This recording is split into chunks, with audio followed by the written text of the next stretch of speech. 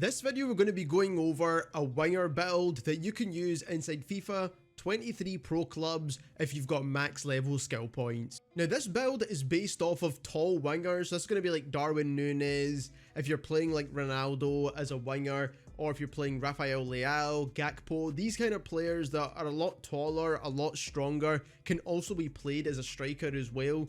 You can use these builds as striker builds if you really want to and just keep the position the same. It doesn't really make too much of a difference when it comes to playing in game. Now when it comes to the overall build here, you do want to choose left or right wing, of course, because that is where you're going to be playing. About 5'9", 5'10", 5'11" is where you want to be setting for your height. You can play around with that, obviously, personal preference, but I do think that height range is the best for this specific build anyway.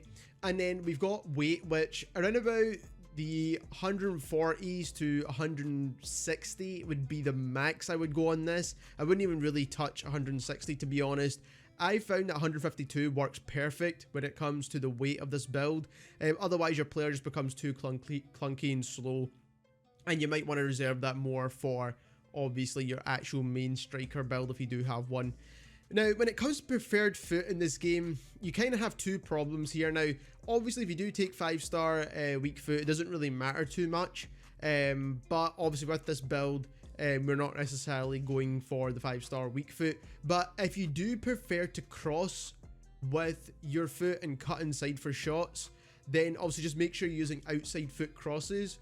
If you cross a lot more and you don't shoot as often, then you'll need to do outside foot shots instead. So it's kind of going to be one of those things where you're still using your dominant foot, but obviously you're going to need to use the outside foot for either crosses or shooting, depending on personal preference there.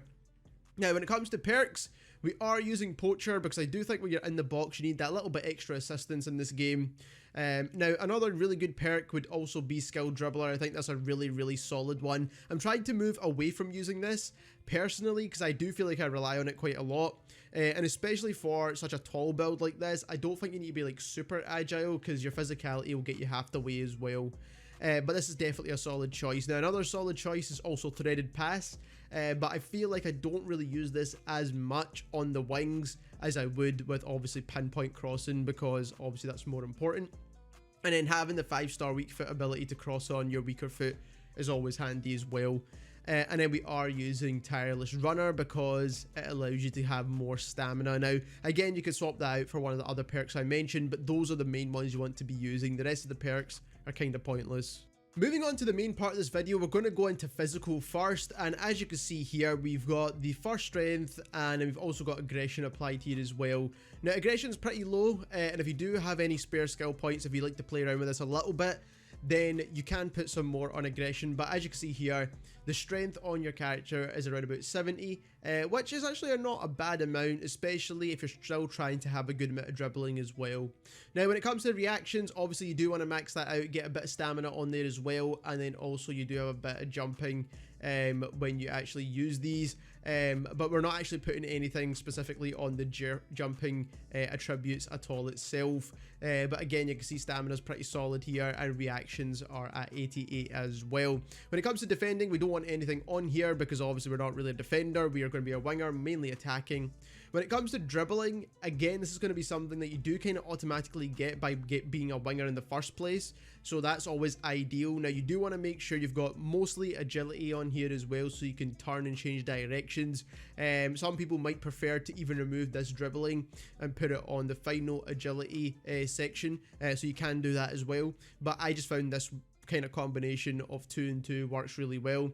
And then also you do want to make sure you have attacking positioning on here, which you'll actually get, so either attacking positioning and balance, or you can get attacking positioning and ball control. I feel like ball control works a little bit better for these kind of larger players, and then balance will work better for the more nimble kind of smaller players. So it just kind of comes into personal preference. This is the way I like to build it, and it feels really, really good in game. And then also balance is super important. When it comes to passing, is a kind of tough one really.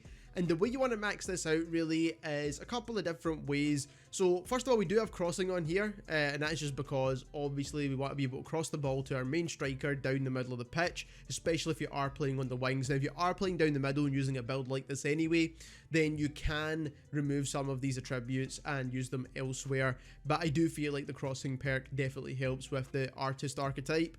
And then when it comes to the other side, which is the architect archetype, you can remove the short passing off the bottom and the long passing off the bottom here to gain yourself some extra skill points, but personally I like just having it on here. Vision also helps as well to get your passes to be where they need to go, but overall I do find that this combination here definitely works really well to get basically 90% of your passes off. Shooting, again, super important. The main one in my opinion is getting the shot power as high as possible. Shot power is super important in this game regardless of what build you're using. If you're using any attacking build whatsoever, try and get as high shot power as you possibly can, because that is what's going to make those goals hard to save for the goalkeeper.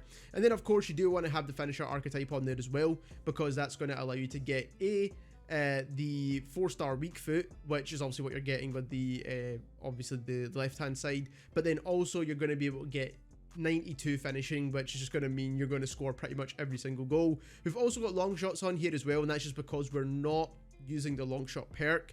You can do if you really want to, but I think that we'll just go with the shooting as it is.